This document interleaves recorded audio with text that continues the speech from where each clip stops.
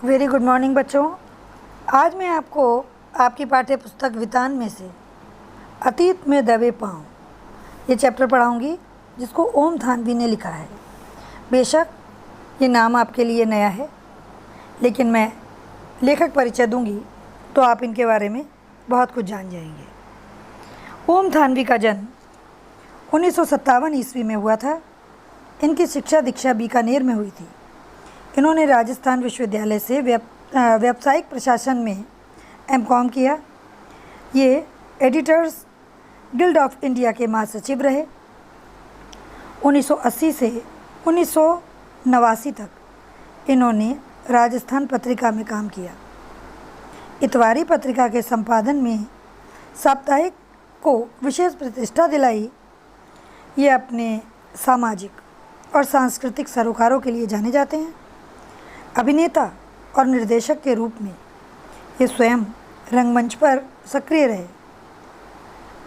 इनकी जो दिलचस्पी थी गहन, वो साहित्य, कला, सिनेमा, वास्तुकला, पुरातत्व और पर्यावरण में है।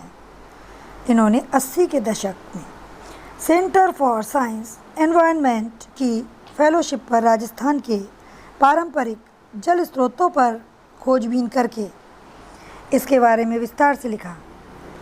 इन्हें पत्रकारिता में कई पुरस्कार मिले, जिनमें गणेश शंकर विद्यार्थी पुरस्कार प्रमुख है। 1999 ईस्वी में इन्होंने दैनिक जनसत्ता के दिल्ली और कोलकाता के संस्करणों का संपादकीय दायित्व संभाला। संप्रति ये इसी समाचार पत्र के संपादक के रूप में कार्य करते हैं। अब इनके परिचय के बाद मैं थोड़ा सा आपको पाठ की ओर लेके जाऊंगी। जैसे कि शीर्षक है अतीत में दबे पाँव। इसका शाब्दिक अर्थ अगर लिया जाए तो अतीत हम कहते हैं जो चीज़ बीत चुकी है। तो दबे पाँव एक इडियम है, समझ लीजिए, छुप जाना। यानी इसका शाब्दिक अर्थ मैं दूं तो होगा प्राचीन काल के अवशेष। और ये पूरा जो हमारा पाठ है ये मोहनजोदड़ो जो स्थान है, आपने तो अभी ये फिल्म भी आई थी मोहनजोदड़ो, तो सब बच्चे जानते होंगे। इतना हिस्ट्री तो आप लोगों ने पढ़ा होगा कि आपको पता है कि ये भारतीय सभ्यता के दो केंद्र समझिए हैं, हड़प्पा और मोहनजोदड़ो, जिसमें हमारे पुरातत्व विभाग ने खुदाई की थी और तब मानव सभ्यता के इतिहास स्वरूप इन दो नगरों की खोज की गई थी। आपने हिस्ट्री में इनके बारे में बहुत कुछ पढ़ा होगा। और शायद ऐसे समझ लीजिए कि हिंदी सिलेबस में होने के बावजूद आप थोड़ी देर के लिए ऐसा लगेगा आपको आप हिस्ट्री पढ़ रहे हो, मैं आपको इतिहास पढ़ा रही हूँ। थोड़ी सी जीके भी है कि जिन बच्चों ने उस समय बहुत ज़्यादा ध्यान ना दिया हो तो वो थोड़ा सा अब इस चैप्टर में जानेंगे कि किस तरह से, कहाँ है ये लोकेटेड, क्या क्या यहाँ पर किस तरह से नगर व्यवस्था है, क्या क्या इसमें मिला है। तो आपको बहुत कुछ मोहनजोदड़ो के बारे में जानने को मिलेगा। मैं पाठ का आरंभ करती हूँ, इसका सारांश बताती हूँ। हड़प्पा और मोहनजोदड़ो दोनों स्थान अभी भी दुनिया के सबसे पुराने नियोजित शहर माने जाते हैं। मोहनजोदड़ो ताम्रकाल के शहरों में सबसे बड़ा था। यहाँ खुदाई में बड़ी बड़ी तादाद में इमारतें, सड़कें, धातु पत्थर की मूर्तियाँ, चाक पर बने चित्रित भांडे, मोहरें, साजो सामान और खिलौने आदि मिले हैं। हड़प्पा के ज़्यादातर साक्ष्य रेल लाइन बिछाने के दौरान विकास की भेंट चढ़ गए। मोहनजोदड़ो को सभ्यता का केंद्र माना जाता है, मतलब सेंटर ऑफ द जिसको कहना चाहिए सिविलाइजेशन। तो यहाँ ये 200 हेक्टेयर क्षेत्र में फैला था और इसकी आबादी लगभग 85,000 थी। ये नगर छोटे छोटे टीलों पर आबाद था और ये प्राकृतिक नहीं थे। कच्ची पक्की ईंटों से धरती की सतह को ऊंचा उठाया गया था। इस शहर की सड़कों व गलियों में अब भी घूमा जा सकता है।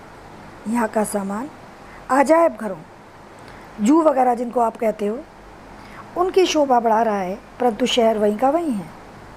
इस शहर की गलियाँ, मकान, चबूतरे, खिड़की, रसोई, सड़कें आदि सुंदर नगर नियोजन की कहानी कहते हैं। मतलब हम बता सकते हैं कि अगर इसकी खुदाई में हमने जा कर के देखा तो ऐसा नहीं था कि कुछ इतना पुराना होने के बाद ये अव्यवस्थित हो, इसमें सारी चीज़ें सुनियोजित थी, सब सिस्टमेटिक थी। शहर के सबसे ऊंचे चबूतरे पर बना बड़ा सा बौद्ध स्तूप है, परंतु ये मोहनजोदड़ो सभ्यता के जीर्णशीर्ण टीले पर बना है, टूटे फूटे। यानी 1922 ईस्वी में राखल दास बनर्जी ने इस स्तूप की खोज की तो उन्हें यहाँ ईसा पूर्व के निशान मिले। तत्कालीन भारतीय पुरातत्व सर्वेक्षण के महानिदेशक जॉन मार्शल के निर्देश पर खुदाई का व्यापक अभियान शुरू हुआ और भारत दुनिया की प्राचीन सभ्यता का दावेदार हो गया। लेखक सबसे पहले इसी स्तूप पर पहुंचता है। इसे नागर भारत का सबसे पुराना लैंडस्केप कहा गया है।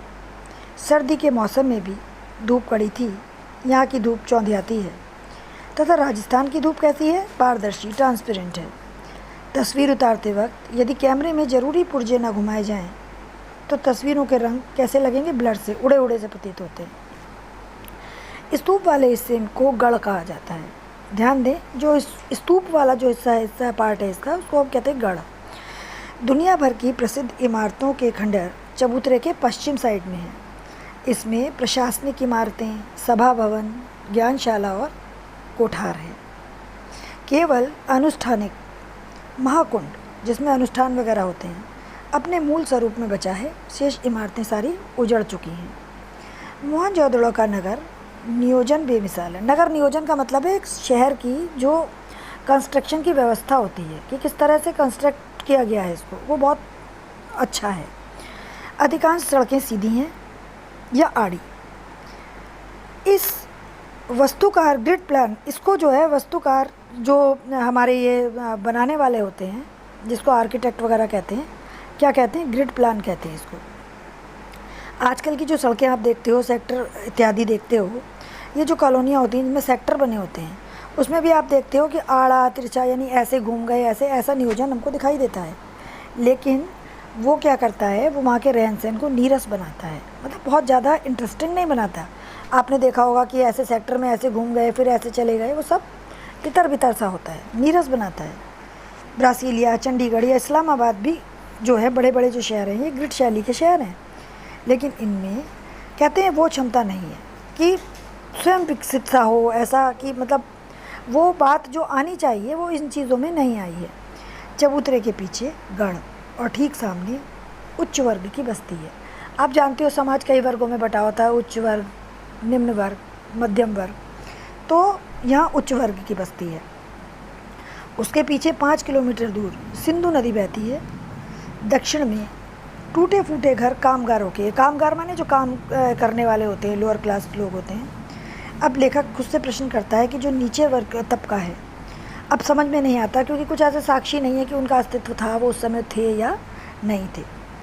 हो सकता है कि उनके घर इतने कम मटेरियल से, इतने कमज़ोर बनाए हो मिट्टी इट्टी के, कि वो समय के साथ साथ नष्ट हो गए हो, इसलिए उनका कोई अस्तित्व नहीं मिलता।